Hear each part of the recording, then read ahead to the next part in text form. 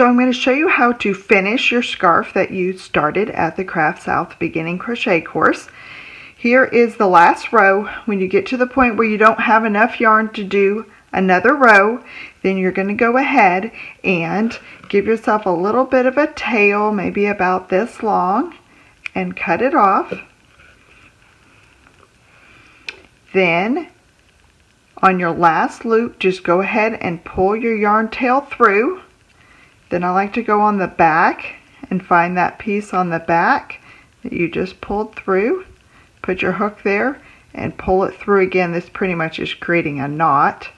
And then just pull it close to the end of your scarf there. And then we're going to weave in the ends. A lot of times the pattern will say cut and or finish off and weave in ends. So finish off means to cut your yarn and knot it.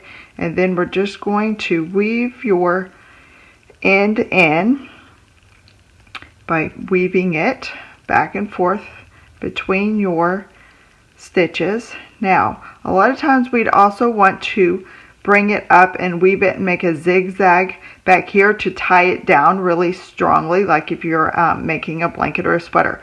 But we're going to be putting fringes on the ends here, which will hold this down, so we don't have to worry about getting too complicated.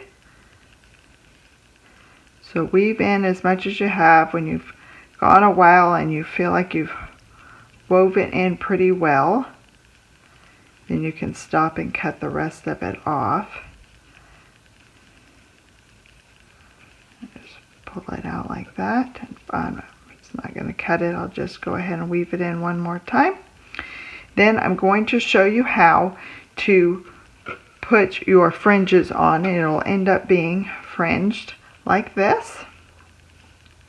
So we have 26 stitches, and we are going to put a fringe every other stitch, so you'll need 13 pieces. So I cut an 8-inch piece, 13 of them, and actually you'll need 26 total because you have 2 ends to your scarf, and folded it in half. Then we are going to find that first or last stitch. It doesn't really matter where you start, just start at one end or the other. Put your hook into your stitch from the bottom up. Then put your fringe piece around, pull it through just a little bit, and then wrap your yarn and pull it through that loop. And then pull it down gently, and you have a nice little fringe. I'm going to show you a couple more times. Fold your piece in half, skip a stitch, and put your hook in the next stitch after, so we'll have an empty one in between. Put your yarn piece over your hook, pull it through that stitch a short way, wrap your yarn tails around your hook and pull it through the loop you pulled up and pull it down. Now you have your fringes with the knot on top. If you put your hook in down from the top and you do it that way, your fringes will end up looking like this, which to me look backwards, which is fine because you don't really have a wrong or a right side on your scarf, but you want them all to look the same. So I'll show you one more, and then you can work on yours. Fold it in half. We're going to skip a stitch, and we're going to put our hook up the following stitch. You put it through, pull it through just a little bit, yarn it over, pull it through your loop, and then gently tighten it up. So when you are done, you're going to work all the way across. You should end in your last stitch over here.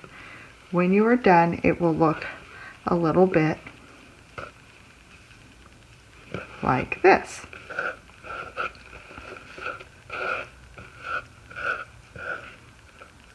Now, if they are not perfectly even on the ends and you want them perfectly even, you can just take your scissors and trim across.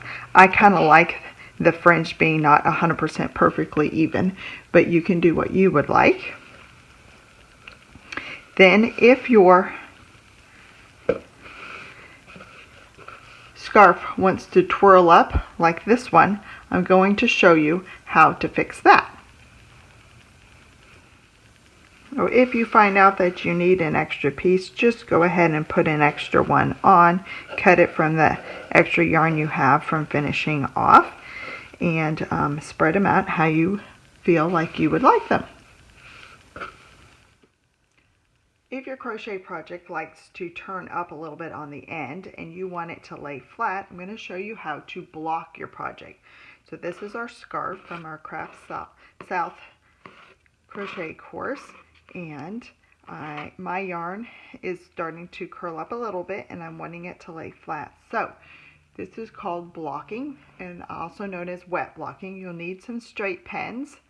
You'll need a spray bottle with a little bit of water in it, and then a cardboard works nice. This is just the inside of a box. You can use anything that you want. Well, the first thing I'm going to do is just use these pins to pin down my project. If it's a project that you need to make straight, sometimes you can use a ruler and a pencil and make you a straight line. That way you can line it up exactly. This I pretty much just, it's already laying flat. I just want that corner to lay down. So pin it along so none of the others pop up on you, and then make sure that corner that you want is laying flat the way you want it. And then you're going to take your spray bottle and just spray it down. You can spray it a couple times, and then you can let it dry, and when it dries it will dry flat, and then you can take your pins out and you'll have a nice flat surface. So if the other end is curling up on you too, you can do the exact same thing on the other end. I wouldn't saturate it too much since it's wool. If you're using cotton, sometimes you can use a little heat from an iron with a cloth between the project and the iron, but on this project I'm just going to let it dry naturally and then take my pins up, and that is how you do wet blocking to get your project to lay flat.